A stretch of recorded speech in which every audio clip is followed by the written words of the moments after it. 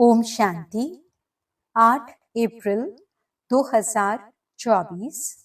मीठे प्यारे बाबा के आज के मधुर महावाक्य। आज की मुरली के कुछ मुख्य पॉइंट्स। आज बाबा हमें समझाते कि हम बच्चों को देही अभिमानी स्थिति में स्थित रहने का विशेष अटेंशन देना है, क्योंकि देह अभिमान के कारण ही माया याद में विघ्न डालती है और बिना बाप की याद के हमारे पाप नष्ट नहीं हो सकते। हम बच्चों को सदा स्मृति में रखना है कि हम ब्रह्मा मुख वंशावली ब्राह्मण हैं। हमारा सबसे ऊंच कुल है। हमें स्वयं पवित्र बन पतित पावन बाप का मददगार बनना है। सर्व साधनों के बीच रहते हुए भी बेहद की वैराग्य वृत्ति को मर्ज नहीं करना है। तो चलिए सुनते हैं आज की बाबा की मीठी प्यारी मुरली। ओम शांति। बाबा कहते, मीठे बच्चे, इन आंखों से जो कुछ देखते हो यह सब खत्म हो जाना है, इसलिए इससे बेहद का वैराग्य बाप तुम्हारे लिए नई दुनिया बना रहे हैं। प्रश्न, तुम बच्चों की साइलेंस में कौन सा रहस्य समाया हुआ है? उत्तर, जब तुम साइलेंस में बैठते हो तो शांति धाम को याद करते हो। तुम जानते हो साइलेंस माना जीते जी मरना। यहाँ बाप तुम्हें सदगुरु के रूप में साइलेंस रहना सिखलाते हैं। तुम साइलेंस में रह अपने विकर्मों को दग्ध करते हो। तुम्हें ज्ञान है कि अब घर जाना है। दूसरे सत्संगों में शांति में बैठते हैं, लेकिन उन्हें शांति धाम का ज्ञान नहीं है। ओम शांति। मीठे मीठे सिकीलदे रूहानी बच्चों प्रति शिव बाबा बोल रहे हैं। गीता में है श्री कृष्ण बोले, लेकिन है शिव बाबा बोले। श्री कृष्ण को बाबा नहीं कह सकते। भारतवासियों को मालूम है कि पिता दो होते हैं, लौकिक और पारलौकिक। पारलौकिक को परम पिता कहा जाता है, लौकिक को परम पिता कह नहीं सकते। तुमको कोई लौकिक पिता नहीं समझाते हैं। पारलौकिक बाप पारलौकिक बच्चों को समझाते हैं। पहले पहले तुम जाते हो शांति धाम, जिसको तुम मुक्ति धाम, निर्वाण धाम व वानप्रस्थ भी कहते हो। अब बाप कहते हैं, बच्चे अब जाना है शांति धाम। सिर्फ उनको ही कहा जाता है टावर ऑफ साइलेंस। यहाँ बैठे हुए पहले पहले शांति में बैठना है। कोई भी सत्संग में पहले पहले शांति में बैठते हैं, परंतु उन्हों को शांति धाम का ज्ञान नहीं है। बच्चे जानते हैं हम आत्माओं को इस पुराने शरीर को छोड़ घर जाना है। कोई भी समय शरीर छूट जाए, इसलिए अब बाप जो पढ़ाते हैं वह अच्छी रीति पढ़ना है। वह सुप्रीम टीचर भी है, सदगति दाता गुरु भी है। उनसे योग लगाना है। ये एक ही तीनों सर्विस करते हैं। ऐसे और कोई एक तीनों ही सर्विस नहीं कर सकते। यह एक बाप साइलेंस भी सिखलाते हैं। जीते जी मरने को साइलेंस कहा जाता है। तुम जानते हो हमको अब शांति धाम घर में जाना है। जब तक पवित्र आत्माएं नहीं बनी हैं, तब तक वापस घर कोई जा न सके। जाना तो सबको है, इसलिए पाप कर्मों की पिछाड़ी में सजाएं मिलती हैं। फिर पद भी भ्रष्ट हो जाता है। मानी और मोचरा भी खाना पड़ता है, क्योंकि माया से हारते हैं। बाप आते ही हैं माया पर जीत पहनाने, परंतु गफलत से बाप को याद नहीं करते। यहाँ तो एक बाप को ही याद करना है। भक्ति मार्ग में भी बहुत भटकते हैं, जिसको माथा टेकते उनको जानते नहीं। बाप आकर भटकने से छुड़ा देते हैं। समझाया जाता है, ज्ञान है दिन, भक्ति है रात। रात को ही धक्का खाया जाता है। ज्ञान से दिन अर्थात सत्युग त्रेता, भक्ति माना रात, द्वापर कलयुग। यह है सारी ड्रामा की ड्यूरेशन। आधा समय दिन, आधा समय रात। प्रजापिता ब्रह्मा कुमार कुमारियों का दिन और रात, ये बेहद की बात है। बेहद का बाप बेहद के संगम पर आते हैं, इसलिए कहा जाता है शिवरात्रि। मनुष्य ये नहीं समझते कि शिवरात्रि किसको कहा जाता है। तुम्हारे सिवाय एक भी शिवरात्रि के महत्व को नहीं जानता, क्योंकि यह है बीच। जब रात पूरी हो, दिन शुरू होता है। इसको कहा जाता है पुरुषोत्तम संगम युग, पुरानी दुनिया और नई दुनिया का बीच। बाप आते ही हैं पुरुषोत्तम संगम युगे युगे, ऐसे नहीं युगे युगे। सत्युग त्रेता का संगम, उसे भी संगम युग कह देते हैं। बाप कहते हैं ये भूल है। शिव बाबा कहते हैं मुझे याद करो तो पाप विनाश होंगे। इसको योग अग्नि कहा जाता है। तुम सब ब्राह्मण हो, योग सिखाते हो पवित्र होने लिए। वे ब्राह्मण लोग काम चिता पर चढ़ाते हैं। उन ब्राह्मणों और तुम ब्राह्मणों में रात दिन का फर्क है। वह है कुख वंशावली, तुम हो मुख वंशावली। हर एक बात अच्छी रीति समझने की है। यूं तो कोई भी आते हैं उसको समझाया जाता है, बेहद के बाप को याद करो तो विकर्म विनाश होंगे और बेहद के बाप का वर्षा मिलेगा। फिर जितना जितना दैवी गुण धारण करेंगे और कराएंगे, उतना ऊंच पद पाएंगे। बाप आते ही हैं पतितों को पावन बनाने, तो तुमको भी ये सर्विस करनी है। पतित तो सभी हैं, गुरु लोग किसको भी पावन कर न सकें। पतित पावन नाम शिव बाबा का है। वे आते भी यहाँ हैं।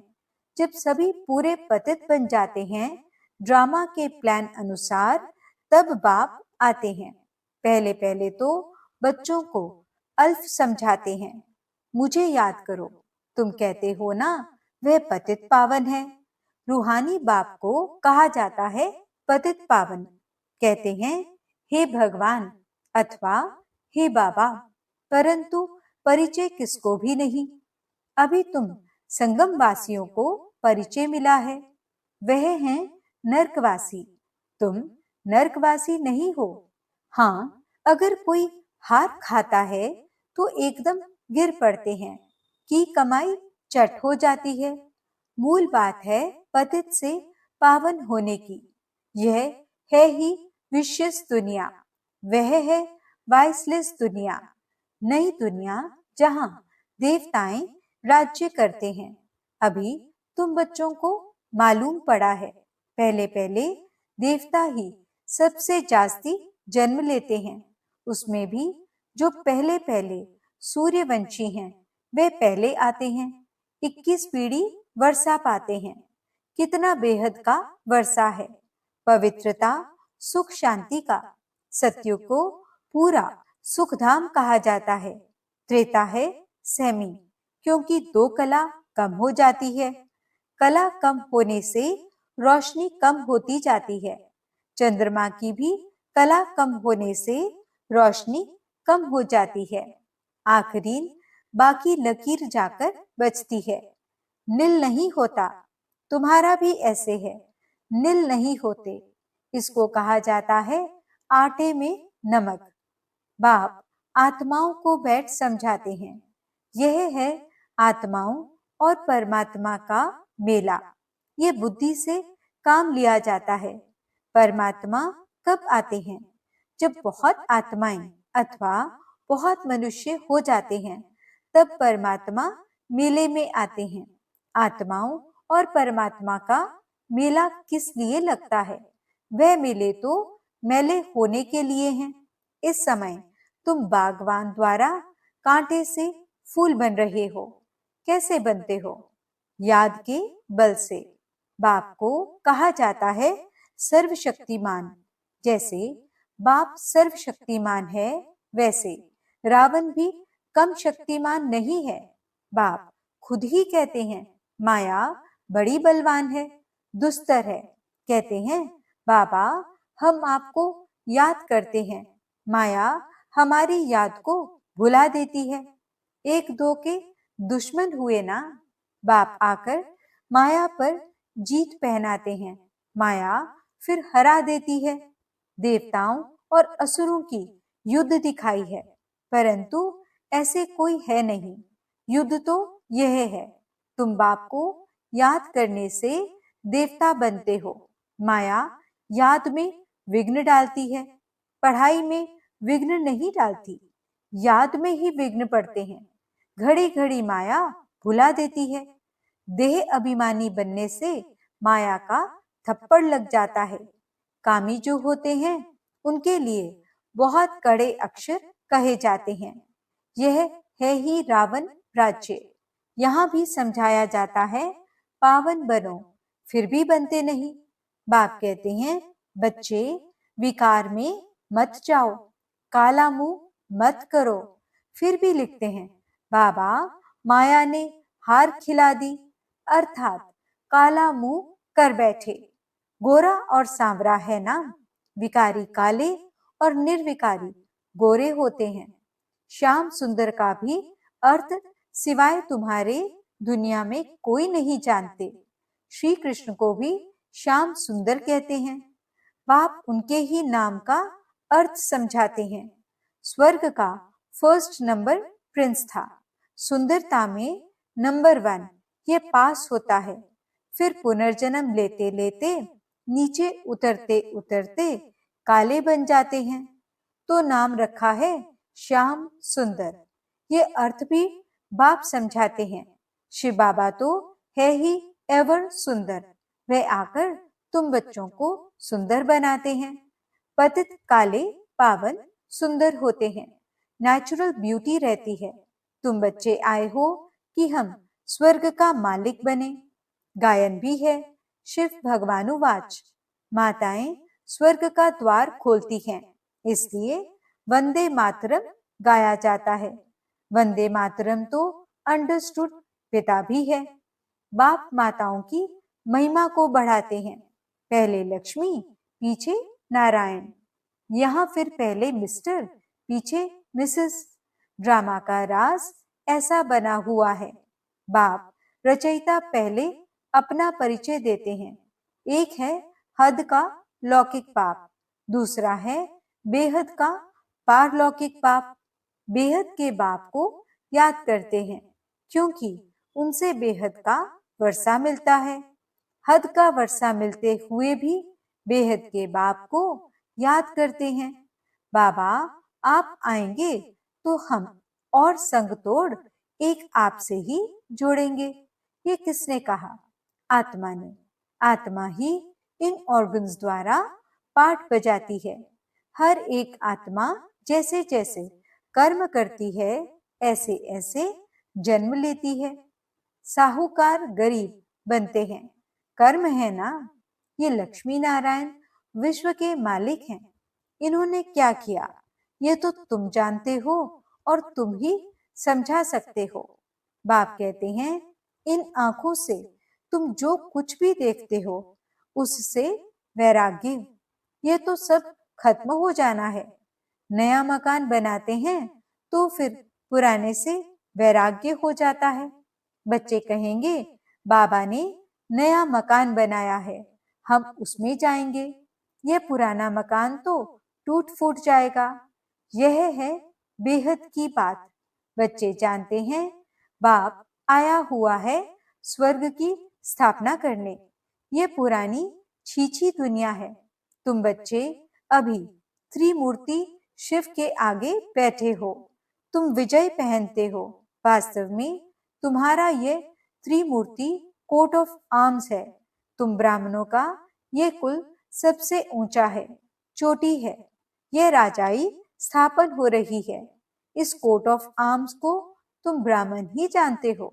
शिव बाबा हमको ब्रह्मा द्वारा पढ़ाते हैं। देवी देवता बनाने के लिए विनाश तो होना ही है। दुनिया तमो प्रधान बनती है तो नेचुरल कैलामिटीज भी मदद करती हैं। बुद्धि से कितनी साइंस निकालते रहते हैं। पेट से कोई मूसल नहीं निकले हैं। ये साइंस निकली है जिससे सारे कुल को खत्म कर देते हैं। बच्चों को समझाया है, ऊंचते ऊंच है शिव बाबा। पूजा भी करनी चाहिए एक शिव बाबा की और देवताओं की। ब्राह्मणों की पूजा हो नहीं सकती क्योंकि तुम्हारी आत्मा भल पवित्र है, लेकिन शरीर तो पवित्र नहीं है, इसलिए पूजन लायक नहीं हो सकते। महिमा लायक हो। जब फिर तुम देवता बनते हो तो आत्मा भी पवित्र, शरीर भी नया पवित्र मिलता है। इस समय तुम महिमा लायक हो। वंदे मातरम गाया जाता है। माताओं की सेना ने क्या किया? माताओं ने ही श्रीमत पर ज्ञान दिया है। माताएं सबको श्रीमत पर ज्ञान देती हैं। माताएं सबको ज्ञान अमृत पिलाती हैं। यथार्थ रीति तुम ही समझते हो। शास्त्रों में तो बहुत कहानियां लिखी हुई हैं। वे बैठकर सुनाते हैं। तुम सत सत करते रहते हो। तुम ये बैठकर सुनाओ तो सत सत कहेंगे। अभी तो तुम सत सत नहीं कहेंगे। मनुष्य तो ऐसे पत्थर बुद्धि है जो सत सत कहते रहते हैं। गायन भी है, पत्थर बुद्धि और पारस बुद्धि। पारस बुद्धि माना पारसनाथ। नेपाल में कहते हैं पारसनाथ का चित्र है। पारसपुरी का नाथ ये लक्ष्मी नारायण है। उन्होंने डायनेस्टी है। अब मूल बात है रचयिता और रचना के राज को जानना, जिनके लिए ऋषि मुनि भी नेति नेति करते गए हैं। अभी तुम बाप द्वारा सब कुछ जानते हो, अर्थात आस्तिक बनते हो। माया रावण नास्तिक बनाती है। अच्छा, मीठे मीठे सिकिलते बच्चों प्रति माता पिता बाप दादा का याद प्यार और गुड मॉर्निंग। रूहानी बाप की रूहानी बच्चों को नमस्ते। हम रूहानी बच्चों की रूहानी बाप दादा को दिल व जान सिक व प्रेम से नमस्ते नमस्ते नमस्ते जी। गुड मॉर्निंग बाबा। शुक्रिया बाबा। धारणा के लिए मुख्य सार। पहला पॉइंट, सदा स्मृति रहे कि हम ब्रह्मा मुख वंशावली ब्राह्मण हैं। हमारा सबसे ऊंच कुल है। हमें पवित्र बनना और बनाना है। पतित पावन बाप का मददगार बनना है। दूसरा पॉइंट, याद में कभी गफलत नहीं करना है। देह अभिमान के कारण ही माया याद में विघ्न डालती है, इसलिए पहले देह अभिमान को छोड़ना है। योग अग्नि द्वारा पाप नाश करने हैं। वरदान, साधनों की प्रवृत्ति में रहते कमल फूल समान न्यारे और प्यारे रहने वाले बेहद के वैरागी भव। साधन मिले हैं तो उन्हें बड़े दिल से यूज करो। यह साधन है ही आपके लिए, लेकिन साधना को मर्ज नहीं करो। पूरा बैलेंस हो। साधन बुरे नहीं हैं। साधन तो आपके कर्म का, योग का फल है, लेकिन साधन की प्रवृत्ति में रहते कमल पुष्प समान न्यारे और बाप के प्यारे बनो। यूज करते हुए उन्हों के प्रभाव में नहीं आओ। साधनों में बेहद की वैराग्य वृत्ति मर्ज न हो। पहले स्वयं में इसे इमर्ज करो, फिर विश्व में वायुमंडल फैलाओ। स्लोगन, परेशान को अपनी शान में स्थित कर देना ही सबसे अच्छी सेवा है। ओम शांति।